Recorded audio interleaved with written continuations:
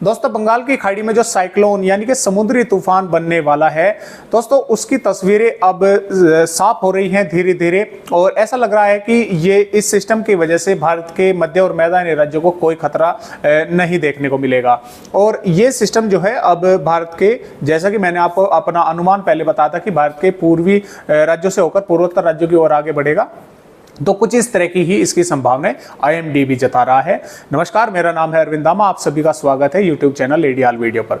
आइए दोस्तों एक नज़र डालते हैं। तो दोस्तों देखिए, पहले हम बात करेंगे 16 अक्टूबर की। तो देखिए भारत के पहाड़ी, मध्य और मैदानी राज्यों में मौसम साफ बना हुआ है। हालांकि पूर्वी मध्य प्रदेश के कुछ भागों में यानी कि अनूपपुर, डिंडोरी, मंडला, बालाघाट और शहडोल, उमरिया, इन भागों में कहीं कहीं पर बादलों के साथ आज बारिश होने के आसार बने रहेंगे। छत्तीसगढ़ के ज्यादातर भागों में बादल छाए रहेंगे, बारिश होने के आसार बने रहेंगे।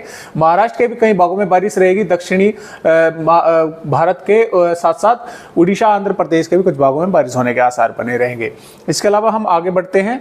यहाँ पर 18 अक्टूबर में भी पूर्वी मध्य प्रदेश, छत्तीसगढ़, महाराष्ट्र और इन राज्यों में ही बारिश रहेगी, जबकि भारत के मध्य और मैदानी राज्यों में ज्यादातर भागों में मौसम साफ बना रहेगा। दोस्तों अब हम बात करते हैं यहाँ पर सीधे। तो देखिए दोस्तों 22 अक्टूबर में ये जो है साइक्लोन, ये यहाँ पर देखिए साइक्लोन बनने की भी स्थिति में अभी इसके थोड़ा विलंब पड़ सकता है। हो सकता है कि ये डिप्रेशन या डीप डिप्रेशन की श्रेणी में रहे, और ऐसा हो भी सकता है कि ये साइक्लोन बने, वो बाद में आने वाले अपडेट में पता लगेगा। और फिलहाल देखिए ये यहाँ पर बंगाल की खाड़ी में बना हुआ है और भारत के दक्षिणी और पूर्वी राज्यों में ही इसके कारण बारिश होने की संभावनाएं बनी रहेंगी। और 23 अक्टूबर में देखिए ये भारत के यहाँ पर दक्षिणी राज्यों पर ये थोड़ा अंदर की ओर आएगा और भारत के मध्य और मैदानी राज्यों में मौसम साफ रहेगा। भारत के दक्षिणी और पूर्वी राज्यों में ही बारिश रहेगी। और यहाँ पर हम बात करेंगे 24 अक्टूबर की। देखिए दोस्तों 24 अक्टूबर में क्या हुआ कि ये इस तरह से आगे बढ़ना इसने शुरू कर दिया, यानी कि भारत के पूर्वी राज्यों, बंगाल की खाड़ी में, भारत के पूर्वी राज्यों में भी नहीं पहुंचा, बंगाल की खाड़ी में ये इस तरह से आगे बढ़ना शुरू कर दिया इसने।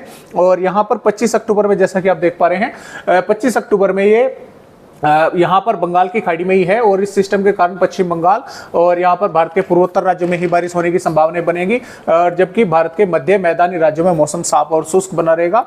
और यहाँ पर 26 अक्टूबर की जैसा कि हम रिपोर्ट देख पा रहे हैं, तो देखिए 26 अक्टूबर में भी ये सिस्टम भारत के पूर्वोत्तर राज्यों से होता हुआ और इधर ही वापसी चला गया। यहाँ पर पश्चिमी हवाएं चलती रही।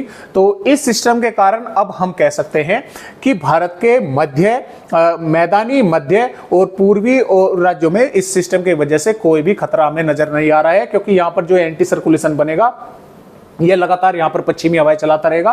तो ये जो बंगाल की खाड़ी में समुद्री तूफान बनेगा या ये साइक्लोन बनेगा, ये डिप्रेशन बने या डीप डिप्रेशन बने, तो इसकी वजह से अभी देखिए फिलहाल जो IMD की रिपोर्ट आई है, इनके मुताबिक इस सिस्टम के कारण भारत के मध्य, मैदानी और पूर्वी राज्यों में भी कोई खास हमें इतना इफेक्ट देखने को नहीं मिलेगा। यहाँ पर भारत के मध्य और मैदानी राज्यों में तो मौसम साफ बने रहेंगे और भारत के पूर्वी राज्यों में उड़ीसा, झारखंड, पश्चिम बंगाल, इन राज्यों के कुछ भागों में थोड़े बहुत बादलों के साथ बारिश देखने को मिल सकती है, लेकिन ज्यादा भारी नुकसान की फिलहाल हमें संभावनाएं नजर नहीं आ रही हैं। और IMD की जैसा कि आपने रिपोर्ट देखा कि इस तरह से बाहर निकल रहा है। अब हम एक नजर डालते हैं GFX मॉडल पर, देखते हैं कि GFX मॉडल किस तरह से इसे दिखा रहा है। ये देखें दोस्तों, ये GFX मॉडल में आप देख पा रहे हैं, ये भी कुछ इसी तरह से इसको दिखा रहा है। जैसा कि हम पीछे देखते हैं, तो देखिए ये यहाँ पर भारत के दक्षिणी राज्यों में आया और यहाँ से देखिए ये भी कुछ इस तरह से ये आगे बढ़ा। तो देखिए दोस्तों, मैंने आपको पहले ही 2 दिन पहले बता दिया था कि जो मेरा जो अनुमान है, हम जो लगा रहे हैं वो भी यही लगा रहे हैं कि ये देखिए इस तरह से होकर भारत के पूर्वोत्तर राज्यों की तरफ आगे बढ़ेगा। तो ये इसी तरह से ये आगे बढ़ रहा है। IMDb इसको इसी तरह से दिखा रहा है, GFX मॉडल भी इसको इसी तरह से दिखा रहे हैं। तो अभी फिलहाल भारत के राज्यों को ज्यादा खतरा इसकी वजह से नहीं है। हालांकि भारत के पूर्वी राज्यों में, जैसा मैंने आपको बताया, उड़ीसा, पश्चिम बंगाल, झारखंड और भारत के पूर्वोत्तर राज्यों में इसके कारण बारिश जरूर होगी और भारत के मध्य मैदानी राज्यों में कोई इसका ज्यादा इफेक्ट नहीं देखने को मिलेगा। यहाँ पर पश्चिमी हवाएं लगातार, उत्तर पश्चिमी हवाएं चलती रहेंगी।